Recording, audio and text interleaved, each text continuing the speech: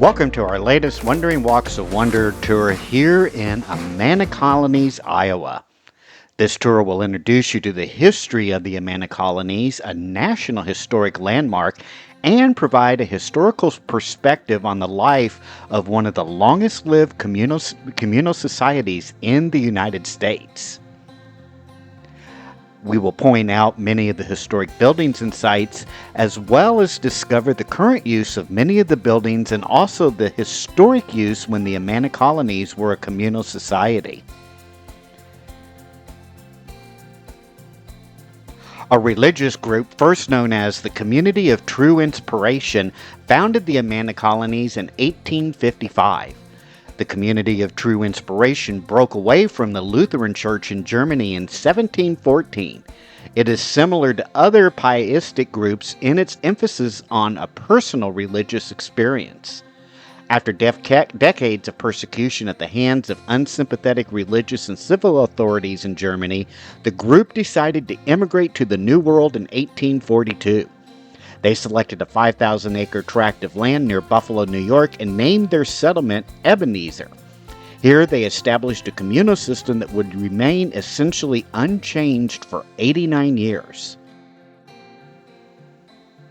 The first building that we see on our tour is the Woolen Mill.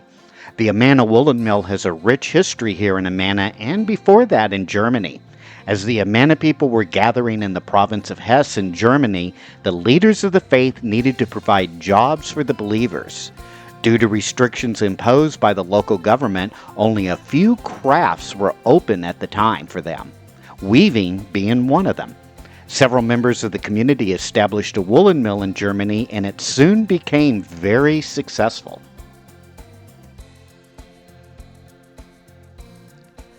When the decision was made to come to America, the Woolen Mill helped to finance the move, and once established in the United States, a mill was built and operation began in 1846 in New York. Upon reestablishing themselves in Iowa, a mill was constructed here in 1859.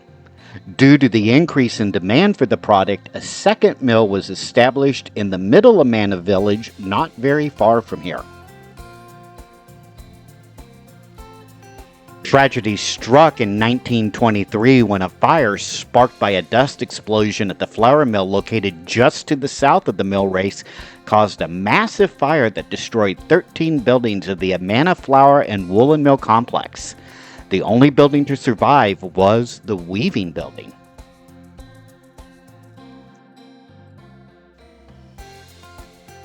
The millwrights and metalworkers located in the buildings just to the north of the mill played an integral role in woolen production.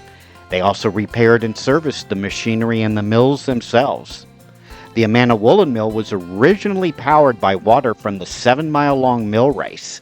The impact of the sprawling complex of buildings that made up the woolen mill reached far beyond its walls. The sound of the machines could be heard throughout the entire village. Furniture making has long been a craft in the Amana Colonies. During the communal era, each village had its own cabinet makers, and many of the men had home workshops.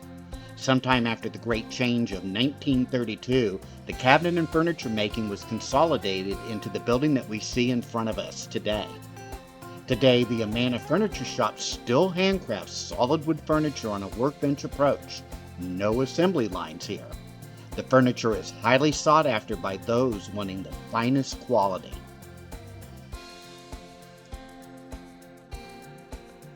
Prior to the time that these buildings became the Amana Furniture Shop, there was a complex of old brick buildings on this spot that housed the Amana Calico Factory. The Inspirationalists began producing calico when they lived in Ebenezer, New York. Calico refers to the coarse and printed cloth.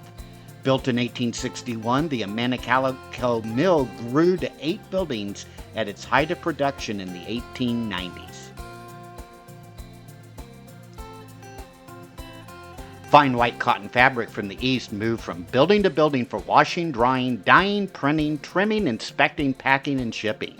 White muslin was acid-proof and dyed in vats a story high, then starched and pressed on rollers powered by water from the mill race. The factory once produced up to 4,500 yards per day at its peak.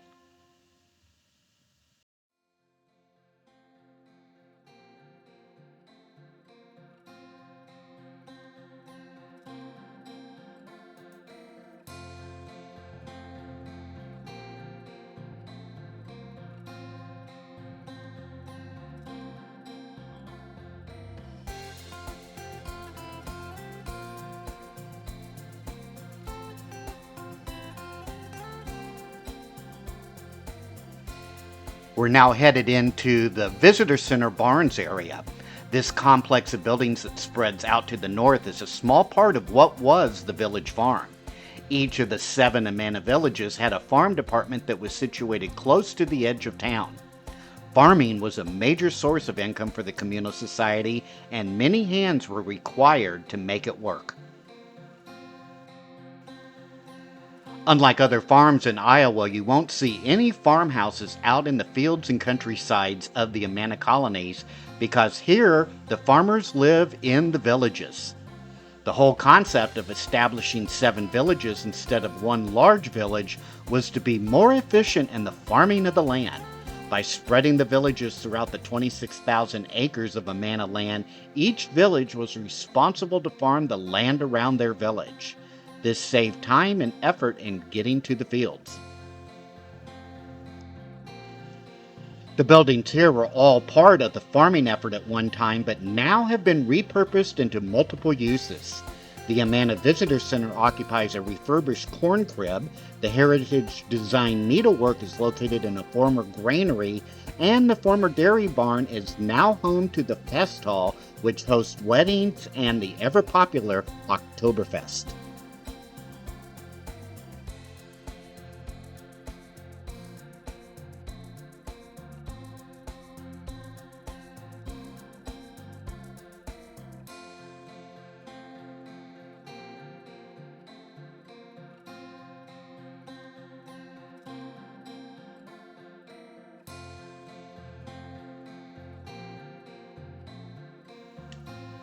This small building on the north side of the entrance to the alley is now a residence, but when Amana was first established, it was built to be a community wash house.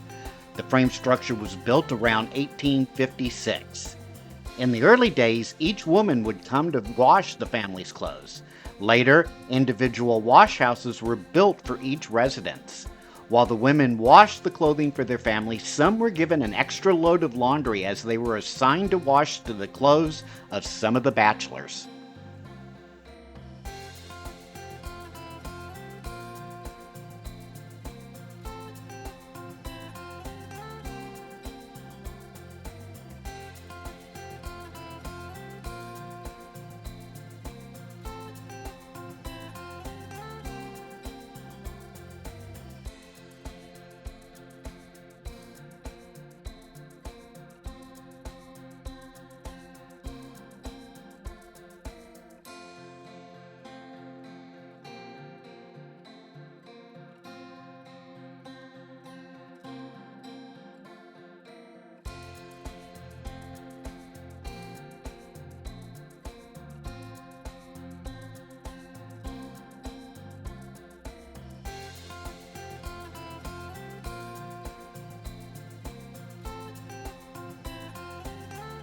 This is the church for the Amana Church Society.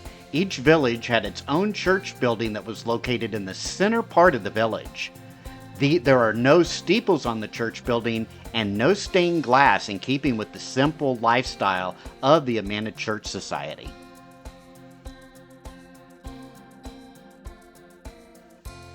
The church buildings look very similar to other buildings in the village, with the exception of size.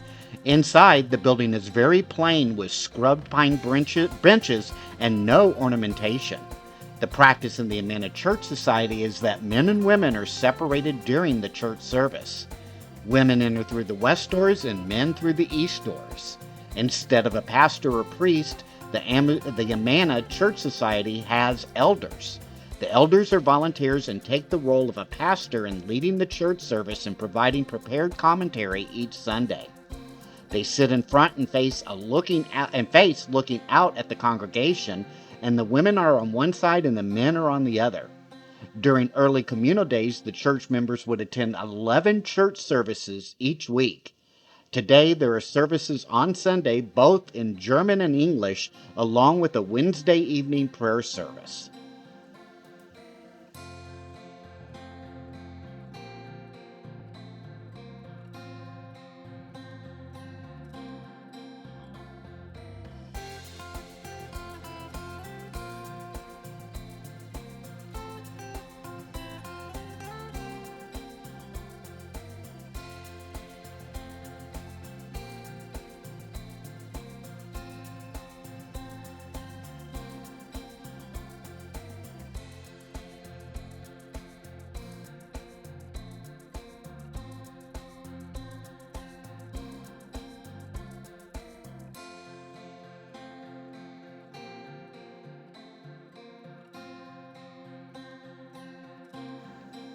The building in front of us, which is now Lace Lodging, was originally built as the prayer room meeting hall for the village of Amana. The sandstone was quarried within the Amana village's boundaries, put on skids, and the oxen pulled the stone to the building site. The building was begun in 1856, and the sandstone portion was completed about 1860. The wood frame portion of the building was added sometime between 1861 to 1869 as a separate meeting area and a Sunday school area. The large room was used for weekday church services for unmarried women and young girls.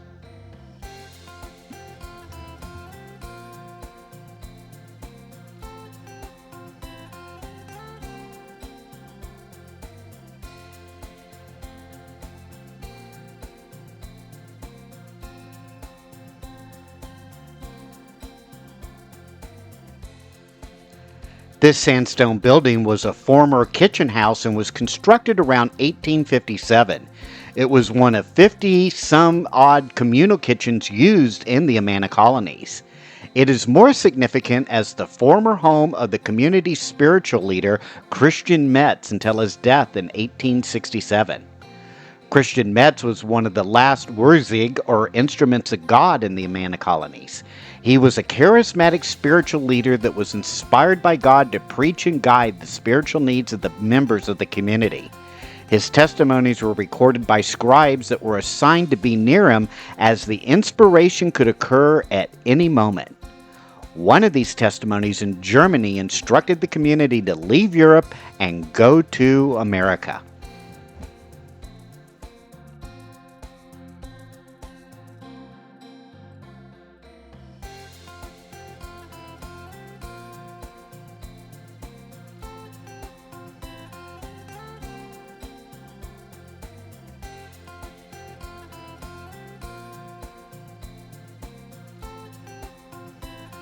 Ahead of us is the Amana General Store. The Amana Colonies are set up in an old world way, and the crafts are housed each in their own shop. The general stores serve the purpose of bringing the outside world and those things that could not be made to Amana into a community that also included farmers living adjacent to the Amana land. The Amana Society opened a store on the site in 1856, just 1 year after arriving in Iowa. That original building was replaced by the sandstone portion of the building in 1858, with the brick portion added in 1890. Back in those days, the members of the community did not work for money. They were given their room and board along with clothing, furniture, and those essentials needed to survive. Each person was given credit at the store so they could purchase a few things for themselves and their family.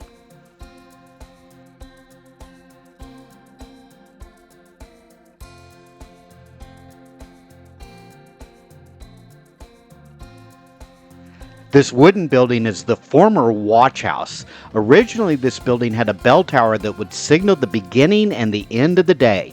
It called workers in from the field at dinner time and would alert the members of a fire.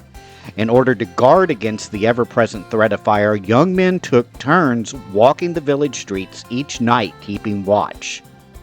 The building was constructed in 1860 and has been used for a variety of purposes. The village umbrella shop was housed here for a period of time. Later, the building was used as a chicken shed or a hooner stall. The local farmers from outside of the colonies would bring their chickens to the Amana store to be sold. The store would hold the chickens in this structure until prices were optimum. In the 1930s, it became a warehouse, and then from 1942 to 1954, the Amana Post Office was located here. The belfry was added in July of 1936.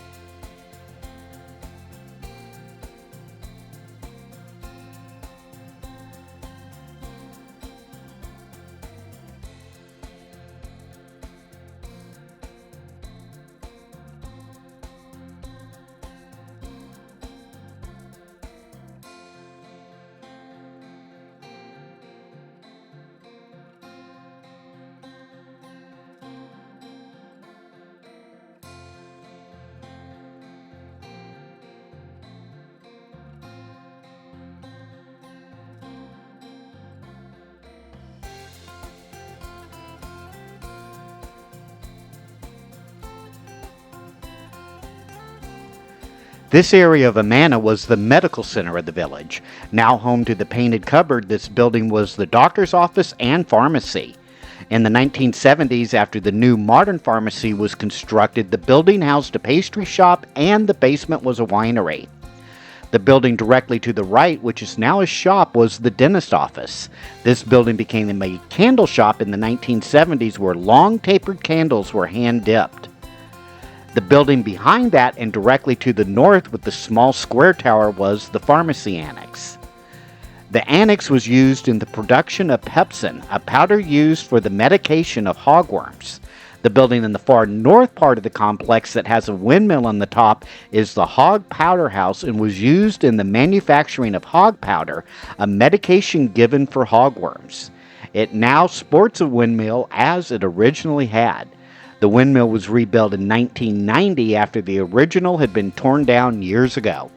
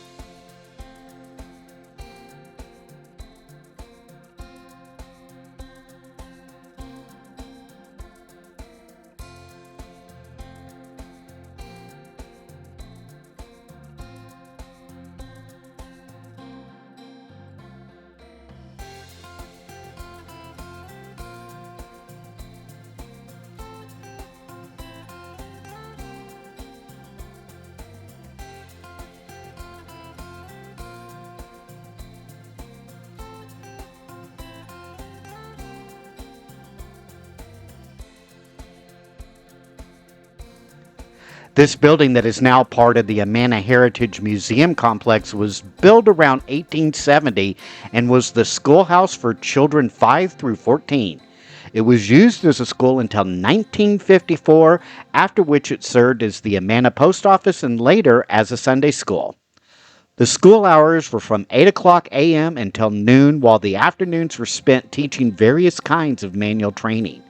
In the Amana Colonies, all children, boys and girls, were taught traditional subjects along with knitting, art, and some trades. The school children also tended the orchards and helped with some garden work. German and English were taught an hour each, but the everyday conversation of the school was typically in German. Those children selected to go on to high school were sent to neighboring towns until the Amana High School was built in the 1930s. Schools in the Amanas were almost always located near an orchard that the children tended. The schoolmaster usually lived on the second floor of the school building. At 14, girls received a kitchen assignment and boys were assigned to the farm, a shop, or a mill. A few men were selected to go to college to study medicine with the understanding that they would return and practice without pay. Like other rural doctors of the period, Amana physicians delivered babies, removed tonsils, and fitted eyeglasses.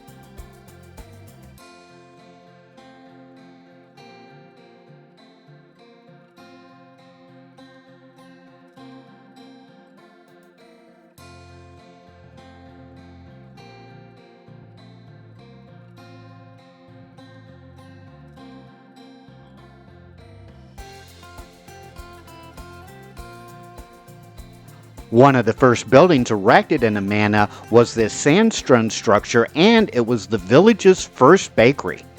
Each village had a bakery to supply bread to the communal kitchens. It was delivered daily by horse-drawn wagon. The bread was larger than what we see today, as the loaves were about 4 pounds each. On Saturdays, a special treat arrived with the baker. He brought coffee cakes with delicious fruit fillings in the middle to grace the tables on Sunday mornings.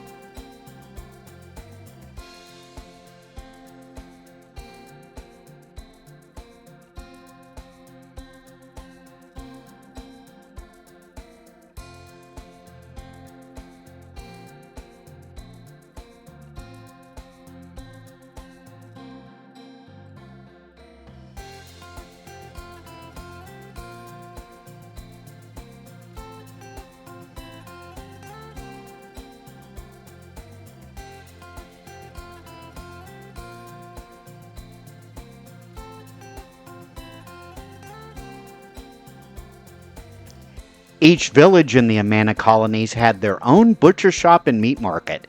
They supplied the meat for over 50 of the communal kitchens in the colonies.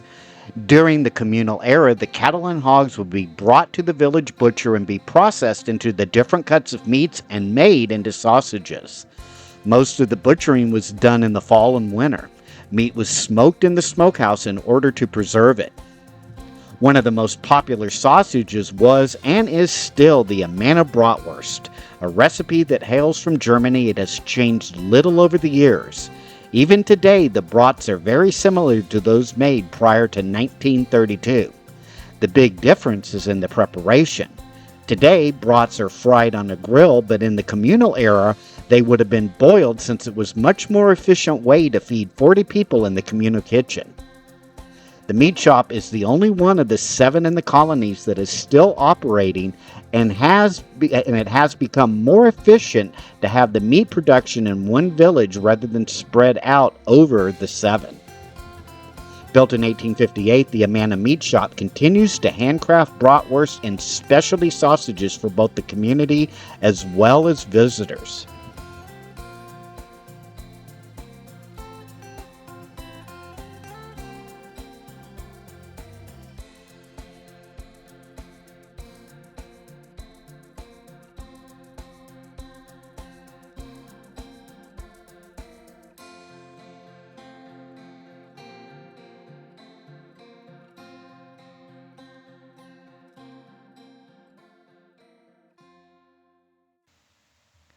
At one time, the Amana Colony sported 50-some communal kitchens. Each served about 40 members 5 meals per day. The communal kitchens resembled other homes, except for an extension to the side of the main building. While today it seems very odd that the homes did not have kitchens and that all meals were prepared and eaten as a group in the communal kitchen, it was a matter of efficiency. Feeding the community was accomplished much easier under the dining system. Men and women ate separately and with minimal conversation. Each community kitchen had a kitchen boss who directed 3 to 4 young women in the preparation of 3 meals and 2 snacks, and also supervised the tending of the gardens and preservation of fruits and vegetables for the winter.